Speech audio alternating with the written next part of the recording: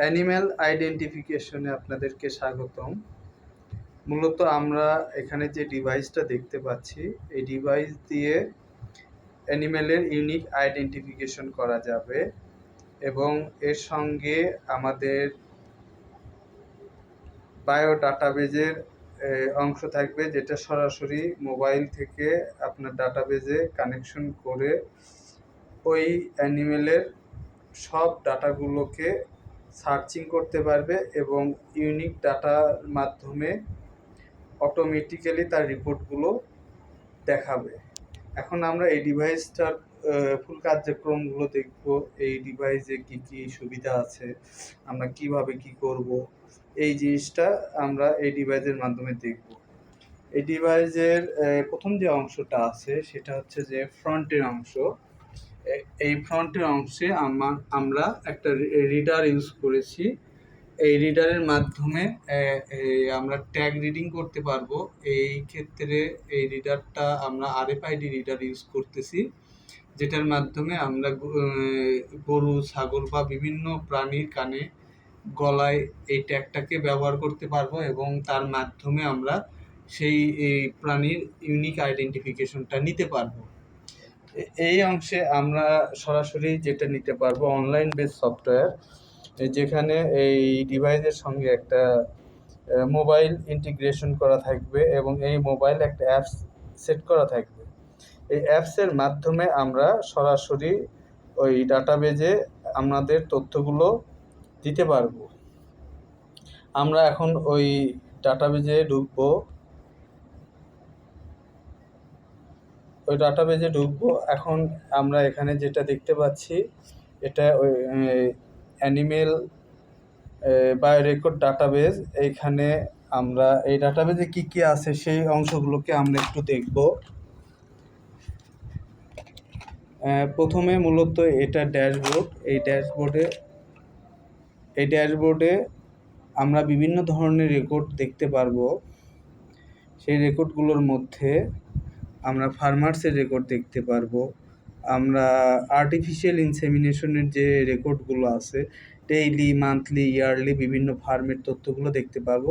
এক্ষেত্রে আমরা গভর্নমেন্টের যে ফার্মগুলো আছে বাংলাদেশের, এই ফার্মগুলোর ডাটাগুলোকে আমরা এখানে এন্ট্রি করতেছি এবং এইখানে প্রথমে আমরা সাভার অংশ থেকেই এই ডাটাগুলোকে কালেকশন করতেছি। এই অংশে আমাদের এই সাভার ডেইরি ফার্মে কতগুলো বুল আছে, কতগুলো ড্রাই কাউ আছে, কতগুলো মিল্ক কাউ আছে, এগুলো অটোমেটিক্যালি এখানে আপডেট তথ্য আমরা পেয়ে যাব। এখন আসি আমরা আসলে মূলত সফটওয়্যারের মূল ইন্টারফেসে আসতে গেলে এখানে আমাদের মেনুতে আসতে হবে। এই মেনুটা এটা মোবাইল ফ্রেন্ডলি করার কারণে এখানে আমরা ইচ্ছা মতো মেনুটাকে ইউজ করতে পারবো। মেনুতে কি কি ফিচার আছে এগুলো আমরা দেখি।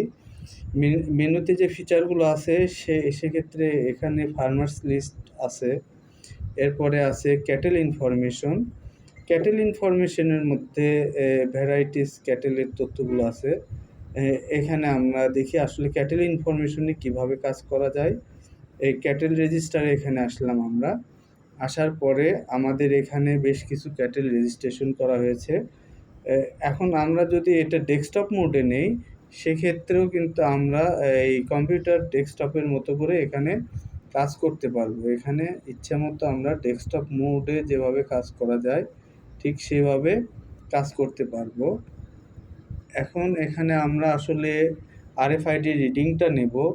এই সাভার স্টেশনে যে বিষয়টা জড়িত আছে সেটা হচ্ছে যে তাদের এই আইডেন্টিফিকেশনটা ম্যানুয়ালি করা হতো, কাগজে কলমে, হার্ড কপিতে ম্যানুয়ালি আইডেন্টিফিকেশন করা হতো। সেক্ষেত্রে এইখানে ওল্ড আইডি নামের একটা অপশন করা আছে, যেটার মাধ্যমে এই আইডেন্টিফিকেশনটা ম্যানুয়ালি করা হতো। এখন আমরা যেটা করব, এখানে আমরা দেখতে পাচ্ছি registration date, farmers ID, breed এবং কান্ট্রি।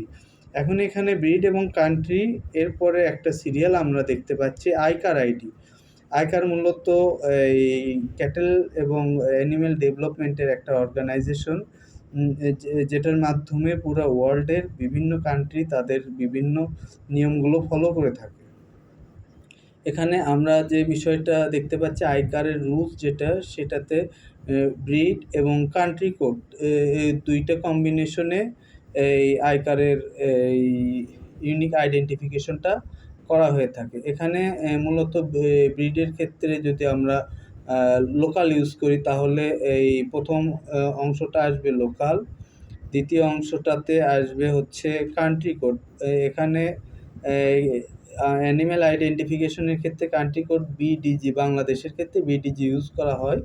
আর আইকারের আইডির যে আইডেন্টিফিকেশন, সেক্ষেত্রে এখানে 12 অক্ষরের একটা ইউনিক আইডি ডেভেলপমেন্ট হয়ে যাবে। এখন আমরা মূলত এটাকে আইডেন্টিফিকেশনের জন্য যে কাজটা করব, সেটা হচ্ছে যে এই আরএফআইডিটাকে ইন্টিগ্রেশন করব। কিভাবে আমরা আরএফআইডিটাকে ইন্টিগ্রেশন করতে পারি? তাহলে আমরা এখানে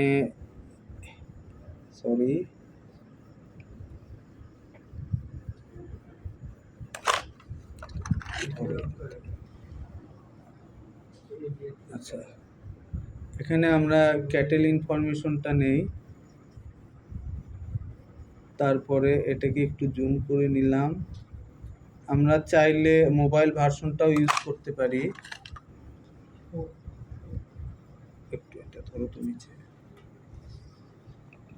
হ্যাঁ,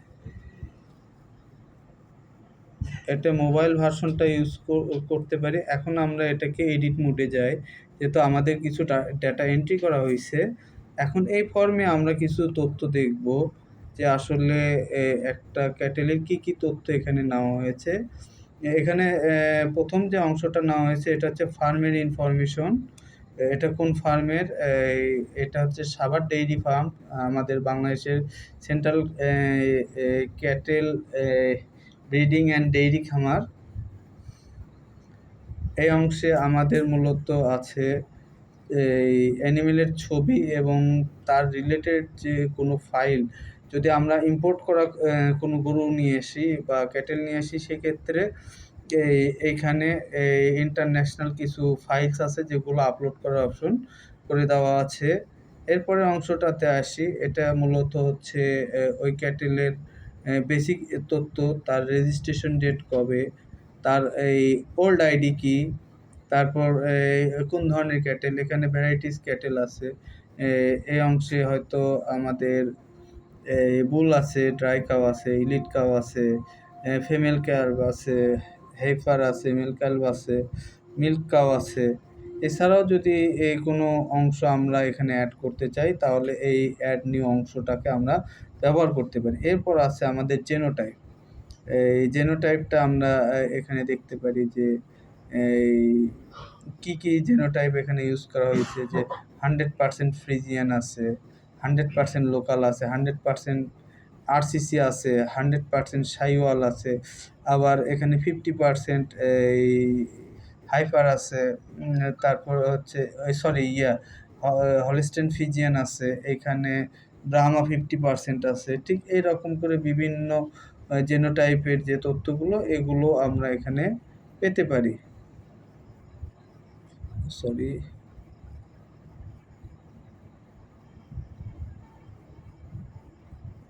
আচ্ছা, এখন আসি আমরা নিচের অংশে এই গরুর যে এই ক্যাটেলের যে তথ্য, সেটা বার্থ ওয়েট কত, জেনারেল ওয়েট কত, হাইট কত, মিল্ক পার ডে মিল্ক কত দেয়, তার অ্যাভারেজ হিস্ট্রিগুলো, তারপর এই ক্যাটেলের কালার, তারপর এই এজ অফ পুবার্টি, তারপর date of first AI, last calving date, number of calves, number of parity, এর সহ আরও বিভিন্ন ধরনের তথ্য এখানে আমরা পাবো। এছাড়াও এই গরুর মিল্ক কত, মিল্ক কাউ কত আছে, ড্রাই কাউ কত আছে, বিভিন্ন তথ্যগুলো এখান থেকে পাবো। এখন আসি আমরা এই অংশে, যেটা হচ্ছে পিডিগ্রি অ্যানালাইসিস। পিডিগ্রি অ্যানালাইসিসের ক্ষেত্রে এখানে আমরা দেখতে পাচ্ছি ব্রিড কোড, তারপরে আছে এখানে আছে আমাদের টাস্কে এখানে আছে আমাদের ব্রিড কোড, এক হাতে করা তো। তারপর এখানে চাইলে শায়ারকে আমরা এখানে সিলেকশন করাইতে পারি। এখানে শায়ার এবং ড্যাম, এই যে ড্যাম এবং শায়ার, এখানে শায়ারের লিস্ট আছে। আমরা চাইলে এখান থেকে শায়ারের লিস্টটাকে সিলেকশন করাই দিতে পারি, কিংবা এখানে সার্চিং মডিউল আছে, এখানে চাইলে আমরা এখানে ওই শায়ারটার আইডি দিয়ে সার্চ করে এখানে তাকে ইউজ করতে পারি। এক্ষেত্রে ফর এক্সাম্পল এই শায়ারটা আমরা ইউজ করব, তাহলে অটোমেটিক্যালি এখানে শায়ারের যে পার্সেন্টেজ এটাও কিন্তু এখানে শো করতেছে। ঠিক এই ড্যামের ক্ষেত্রেও সেম। তাহলে এখানে আমাদের যে বিষয়টা, যে first generation, second generation, third generation, fourth generation এবং ফিফথ জেনারেশন পর্যন্ত আমরা এখানে পিডিগ্রি অ্যানালাইসিসটা করতে পারতেছি। এখন যে বিষয়টা সেটা হচ্ছে যে আমরা আরএফআইডিটা কীভাবে ইন্টিগ্রেশন করব। তাহলে আরএফআইডি ইন্টিগ্রেশন করতে গেলে আমাদের মূলত কি করতে হবে, আমরা সরাসরি এখানে এই ক্যাটেলকে অ্যাড করতে পারি। আমরা এখানে অ্যাড করতে পারি। অ্যাড করতে গেলে দুইটা অংশ, একটা হচ্ছে যে প্রথমে আমাদের ফার্মার ইনফরমেশনটা অ্যাড করাই দিতে হবে। তাহলে এক্ষেত্রে আমরা যদি সিলেকশন করি, সিলেকশন করলে আমাদের আমরা এটা ডেস্কটপ মোড না দিয়ে আমরা এটাকে মোবাইল মোড দেব। মোবাইল মোড দিলে এখানে আমরা ফার্মার্সের এটা হচ্ছে আমরা এই সাভার ডেইরি ফার্মের এটা সিলেকশন করলাম। তারপরে অংশে আছে হচ্ছে তার ওল্ড আইডি। তাহলে আমরা এই সাভার ডেইরি ফার্মের যে তথ্যগুলো পেয়েছি সেটা হচ্ছে যে তাদের প্রত্যেকটা এই গাভীর ক্ষেত্রে একটা করে কার্ড দেওয়া হয়েছে, যে কার্ডের মধ্যে তাদের বিভিন্ন ধরনের তথ্য, পিতার তথ্য, মাতার তথ্য সহ বিভিন্ন তথ্য এখানে ইন্টিগ্রেশন করা আছে। এছাড়াও ওই গাভী কত লিটার দুধ দেয়, তারপরে ওই গাভীর কতগুলো ওই বাচ্চা আছে, তার সেই গাভীকে ভ্যাকসিন করা হয়েছে কি না, এসব বিভিন্ন ধরনের তথ্য এখানে ইন্টিগ্রেশন করা যায়। এখন মূলত আমরা যেটা করব সেটা হচ্ছে যে নতুন কোনো গাভীকে যদি ইন্টিগ্রেশন করতে চাই তাহলে তার একটা ওল্ড আইডি ইউজ করব। ফর এক্সাম্পল আমরা সাভারের একটা ওল্ড আইডি ইউজ করব। তাহলে সাভারের এখানে যেহেতু আমরা ইউনিক আইডেন্টিফিকেশন করব, সেক্ষেত্রে একটা প্রবলেম ছিল বিভিন্ন খামারে, সেটা হচ্ছে যে প্রত্যেকটা খামার তাদের নিজস্বভাবে তাদের আইডি বা সিরিয়াল তৈরি করেছিল, যার কারণে দেখা যাচ্ছে যে সাভার স্টেশনে যে সিরিয়ালটা আছে সেম সিরিয়ালটা আমরা রাজশাহী এই সরকারি খামার কিংবা আদার্স যে সরকারি খামারগুলো আছে সেখানেও পেয়ে যাচ্ছি। এতে যে প্রবলেমটা অ্যারাইজ হচ্ছে সেটা হচ্ছে যে আমরা ইউনিক আইডেন্টিফিকেশন যে কার্যক্রমটা চালাবো সেক্ষেত্রে এটা আমরা করতে পারতেছি না। এক্ষেত্রে আমরা প্রত্যেকটা এই ক্যাটেলের ক্ষেত্রে তাদের এই ফার্মের প্রথম এই 3 অক্ষরটাকে ব্যবহার করব। সেক্ষেত্রে আমরা এখানে আইডিটা সাভারের ক্ষেত্রে আইডি করলাম এস এ ভি, তারপর ফর এক্সাম্পল 1 3 4 6 7। ক্যাটেল টাইপ দিলাম আমরা মিল্ক কাউ। এখানে ইলিট কাউ আছে। ইলিট কাউয়ের ক্ষেত্রে দুধ দেওয়ার যে বিভিন্ন বিষয় জড়িত আছে সেই বিষয়গুলো এটার সাথে সম্পর্কিত আর কি। এখানে জেনোটাইপটা আমরা দেব হচ্ছে, যদি হলস্টেইন ফ্রিজিয়ান দিই আমরা তাহলে 100% হলস্টেইন ফ্রিজিয়ান দিয়ে যদি আমরা করি তাহলে এটা আসবে 100% হলস্টেইন ফ্রিজিয়ান। তারপর আরএফআইডি। এখন আসি আমরা আরএফআইডিটা কীভাবে নেব। তাহলে আরএফআইডিটা হচ্ছে একটা ইউনিক আইডি যেটার মাধ্যমে আমরা কোনো একটা গরুকে এই মেশিনের মাধ্যমে রিড নিতে পারি। তাহলে এখন আমরা দেখব আসলে মেশিনের মাধ্যমে কিভাবে রিড নেব। এখন আমরা দেখি এই যে আমাদের এই মেশিনের সামনের অংশে একটা রিডার লাগানো আছে, যেটার মাধ্যমে আমরা মেশিনে রিড নেব। তাহলে সেক্ষেত্রে আমাদের আরএফআইডি যে ফিল্ডটা আছে এখানে আমরা আরএফআইডি ফিল্ডে কার্সারটা নেব, এবং আমরা যদি এই গরুর তথ্যটা নিতে চাই, এই যে এই গরুর তথ্য নিলে আমরা এখানে রিডিংটা নিতে পারবো।